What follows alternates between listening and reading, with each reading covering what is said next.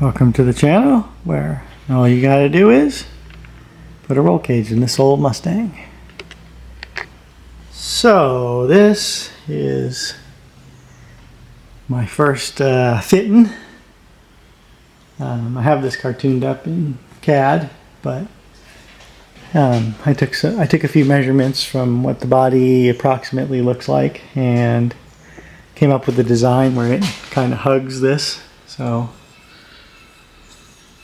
it has a 65-degree bend here and a 10-degree bend here, so that's 5 per side. And I just made this out of PVC. It's lighter and easier to work with and cheaper. Once I get this scienced out, I'm gonna make a mirror image of it for the other side, and then I'll bend one whole piece. But I needed to do a practice bend on this material anyway, because it's a new die and spring back and whatnot, so that's not really wasted. It turns out it has about 2 degrees of spring back, right? I went 67 degrees on the bender and ended up 65, so it's kind of normal. This bend won't be like that with the real stuff, but as you can see, it hugs this nice, and this will all be inside this upper, I don't know what it's called, interior quarter piece thingy. This won't have vents in it. I'm gonna cover up the vents on the outside so it'll be smooth like a 69 or 70, except for it won't have this stupid little Mustang thing there anyway. So I'm gonna have to English wheel that up, but yeah, the frame is going to attach inside here instead of on the floor because the fuel cell is going to occupy most of this space. But I think this is going to work out really good. This is a nice rigid structure, and I'll put like a 1/8 inch plate this whole length that conforms to this cowl, and then the fastback conversion kit actually came with. There's actually a piece inside here, that structure that stiffens it up from top to bottom. That's a little farther forward. It's up here somewhere. So I will jam that in here and weld it so it has a little bit more structure. But the cowls are the strong part of the car, right? That's what holds the front half of the car to the back half of the car, especially on a convertible where it has the other, the inside frame rail or sills. So anyway, this is what it's looking like. It's pretty much looking like what I thought it was going to look like. This is a 20-degree bend here, and that's a 10-degree bend there, and that's a 66-degree bend. And it's 49 degrees center here to the other side. So anytime you're doing a roll cage, that's how you start. You start with the main hoop. So I think this is going to work out nice, and it's not going to be obnoxious, and it's not going to take any view from the rear. These are always notoriously hard to see behind you, but that's what backup cameras are for these days. But these things are. I may even end up putting some cameras over here because this blind spot is gigantical, and especially on a track day, you need to know where the cars are or you're in deep shit, because somebody does X and you have to think about and figure out where cars are before you do Y. It's too late, right? You have to know. Spatial awareness is super important on track days. So you have to know where cars are at all times. Put it in your subconscious memory, and then if you have to react, you already know where there's a hole. I wonder why the Formula 1 drivers can't seem to figure that. Anyway. Doesn't matter. Maybe they should be on tracks with 150 of their closest friends more often, and then they would. Okay, so this is the state of the CAD that I currently have. So this is what the roll cage design looks like.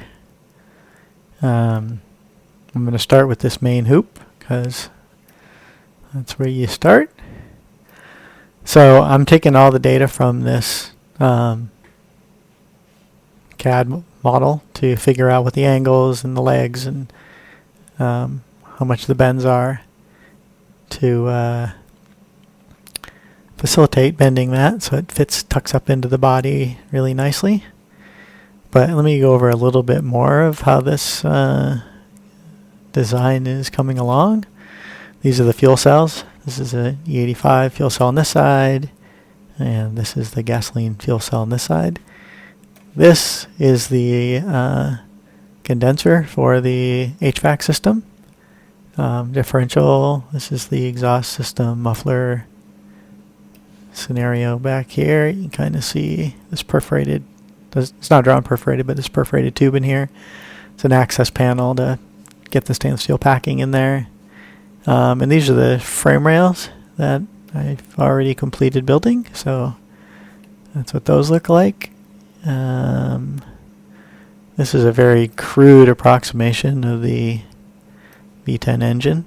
I did cartoon up an exhaust manifold. This is the wrong turbo, but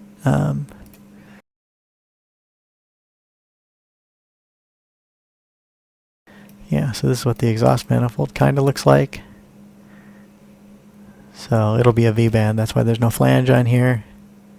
The other side is just a mirror image of that.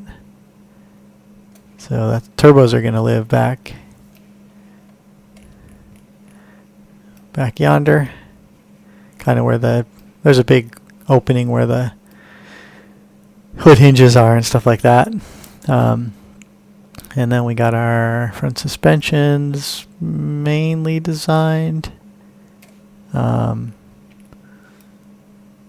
So you can't really see what the upper control arm or the spindle assembly looks like. So this is a 3D scan of the BMW M6 spindle.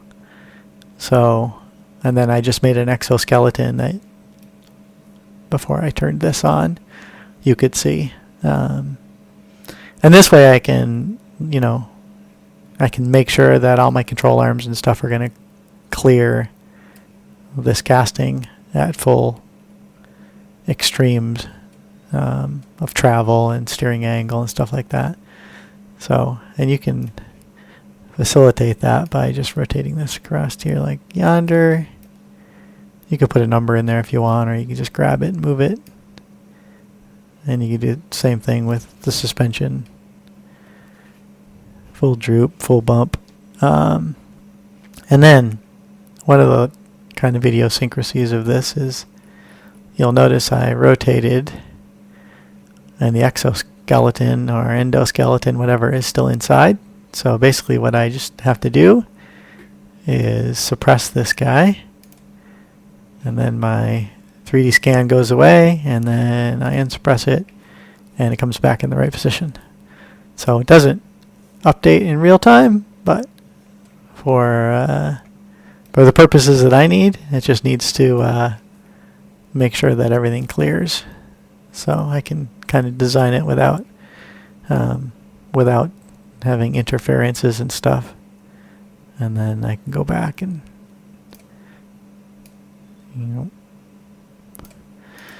So anyway, this is what the roll cage looked like. This is what the front suspension. I haven't designed the rear suspension yet, but we're going to focus on this main hoop this time, and then I guess you can kind of see what the rest of the design looks like. One of the kind of unique, there's a couple of unique things about this roll cage, but one of them is it's not going into the floor. It's going into the actual structural rails on the outside of the car. This goes into the structural rails, and this goes into the structural rails. So that's going to stiffen the chassis up even more, and it gives room for these fuel cells in the back. So that's kind of why I did it.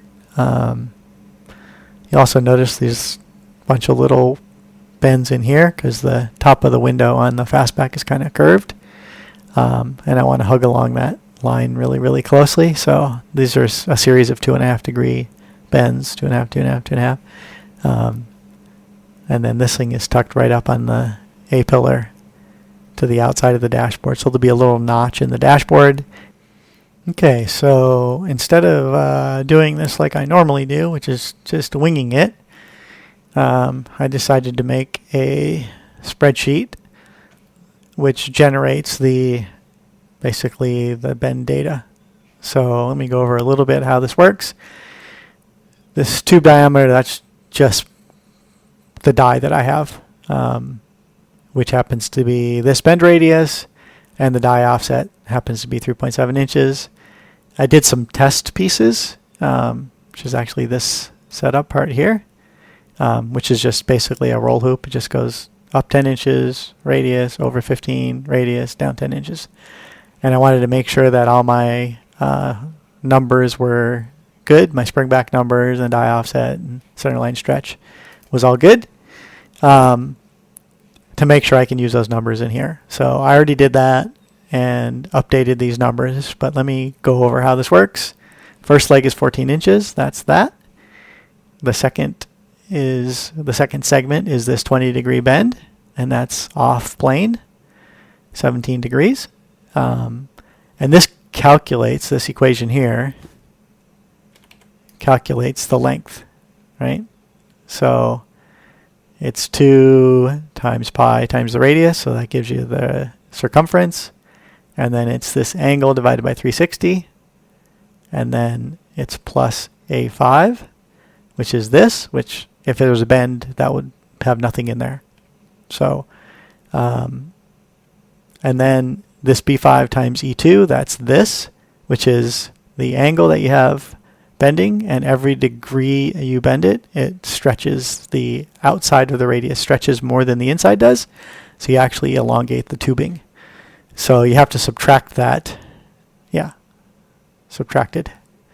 Doesn't change anything. So anyway, that's how that equation works. So these are the calculated lengths of all these segments. And then this is just the addition of this plus this equals this, and this plus this equals this, right? So that's just the accumulated length.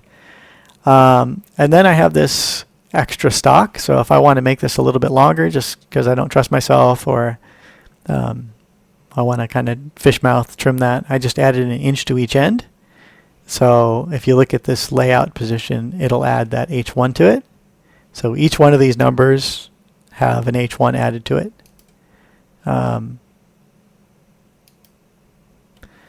And then this number, which is the tool length needed, or the tube length needed, has 2 times H1 because it needs to add to this length and needs to add to this length. So anyway, that's how that works. Not too much more. I guess this bend angle, it's this angle plus the spring back. So this should work. So I'm going to take this and print it out, and then I'll have this, essentially this layout sheet when I'm bending, so I can reference to it. I'm also going to make a little hunk of metal that kind of a saddle that sits on top of the tube, and then put my angulometer on top of that so I can accurately rotate it. And this is, I don't usually do this because the stuff I'm working on is usually pretty crude, but I want this one to be super tucked up into the bottom of the car and kind of invisible after the headliner and trim panels are in. So I'm going to a little bit more length than I normally would, but for a race car, this is probably overkill, but it's really nice when you have time to do it right. So, okay, so it's about time to get ready to bend some roll bar pipe. So this is the output from my spreadsheet to make the main hoop. This is the test piece I mentioned earlier. Like a mini roll bar. Just to make sure my spreadsheet was working, I had the shrinks correct, or the stretches around more here than it shrinks here. And everything looks pretty good. And this one I bent to 2 degrees, and it's actually more like 0.8. It's 0.8 too far, so I changed the spring back to 1.1 instead of 2. And yeah, I think we're ready to get started. Don't worry about this mess and that mess. this mess, and this mess. I'll get all that fixed up later. Okay, so I'm fixing to get ready to bend this tube up. So I got it cut to length. In 14 inches and a little bit. So that's 2 inches longer than I need, so I can just cut it off the end, fish mouth it, whatever. So that should be plenty. Another thing I've done is I made a little bracket doodad. So this is just a piece of tubing that I cut off, and I just welded a piece of steel to it, put a hose clamp around it, so that'll establish my zero. I'll just put my magnetic angulometer on there, and then that'll be my zero reference, and then when I have to go 17.45 degrees, I'll just tip this up 17.45 degrees, do the bend, and then tip it back down to 0 for the rest of the bends. So that should make it super consistent. Well, as consistent as I can get with, you know, the primitive tools I'm using. So yeah, that's about it. So the next thing I'm going to do is take a tape measure and mark out all these positions, 11.3, 27.63, yada yada yada. So, and I'll put a little mark on here. I'll probably get a silver marker instead of a black one because tubing's kind of blackish. Another thing I like to do is clean this tubing off with acetone because it's got this yucky, it's kind of a lubricant from the drawn over mandrel, the DOM process, and so it's really yucky and dirty. So I like to clean it 2 or 3 times with some acetone and paper towels, just so I don't turn into a, you know, a monster. So I'll get this thing laid out with some silver, and then we'll get up to the bender. Okay, so this isn't sketch at all. So you know anything about my homestead here? There's no such thing as a level spot, so to make the platform, bending platform, yeah, it's not sketchy at all. Jack's not doing anything. Tongue's pretty much on the ground, but this is what I gotta do. You don't have permanent facilities. So this is my contraption arrow. I can put my angulometer on there, make it flat. This is a Willwood Fab bender. I think it's the same as a JB2 or something. JB squared, JD squared, I don't know, one of those. Something. You can see I put my marks here. And that will essentially line up with this here.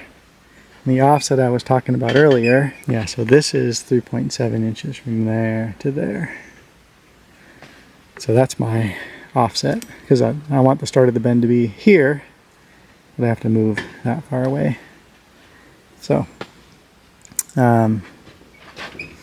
essentially the distance from here to the start of the bend needs to be, I think, 14 inches, and then minus the 3.7, and then that's where the number comes from. So, and then this is the indicator. When you start the bend, it's there, and then after you're done bending it, it'll be, you know, whatever the number is plus 1 degree or whatever your bend bring back is.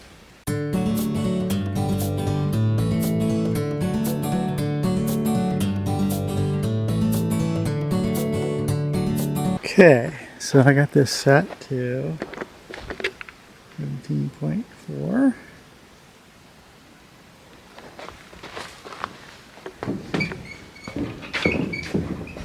And I got that mark lined up. So this will be the first bend. And 21.1 degrees.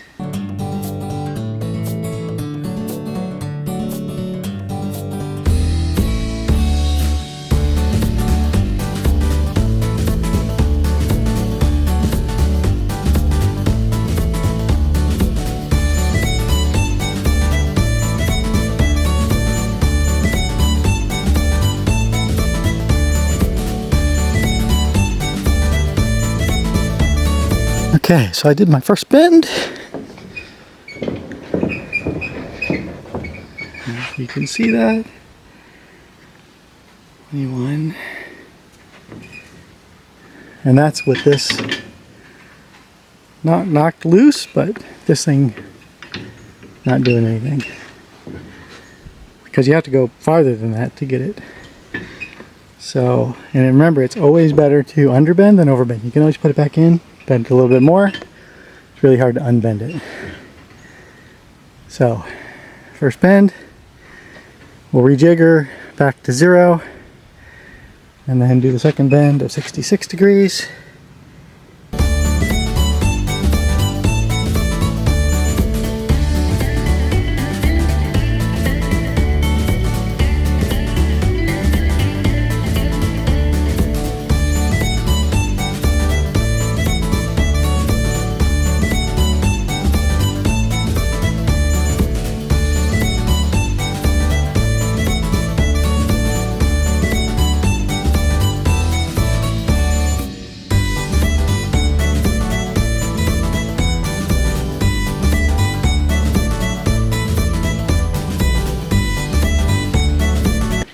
Alright, so there it is. Oh, bent up. I don't know if you can see the kickback on there. Both go in the same direction, hopefully. Okay, so there it is. Now it's glory. So I started doing a few measurements on it to see, you know, how bad I did, or good I did. So it turns out this is 34 3/4 inches. And this is 35 over here. So that's 1/4 inch off, which that's pretty good, right? Because one side I started from one measurement, right? And the other side was a combination of all these bends, right? So this is the first bend. So this one's obviously going to be closer than that one because it's got 3 more bends in the way. So that's fine. I also measured some angles here. This guy is 65.4. This guy is 65.5, which is about a degree off, which is interesting. On the low side. And this 9 degree is actually 10 degrees, so that's on the plus side. So I think that's my major malfunction because this is supposed to be 59 inches center line, and it's 58 here and 58.5 here. So I think if I just put this in the 12-ton press, put some 4x6s under it, kind of bend this one back to 9 degrees instead of 10, I think most of this stuff will come in just fine. And it'll be okay. So, not perfect, but I will go back and some of the error is in my spring back and some of the error is in my, eyeballs. I'm not a perfect human. Some people like to think that I am, but I know I'm not. So anyway, it's I think this is going to work fine. I do need to cut, off of these edges here because I added an inch to each one. And then we'll get this fitted into the car. Yeah, that's the end of this video. But if you're interested in the work I'm doing, please subscribe to the channel, share with your friends, push the alert button, push the like button, make a comment. Only way I can do better at these videos is if you guys yell at me and say how sucky I am at it. So I'll read them all and I will take it into consideration. Thanks for watching. If you like this content and want more, subscribe, like, and share.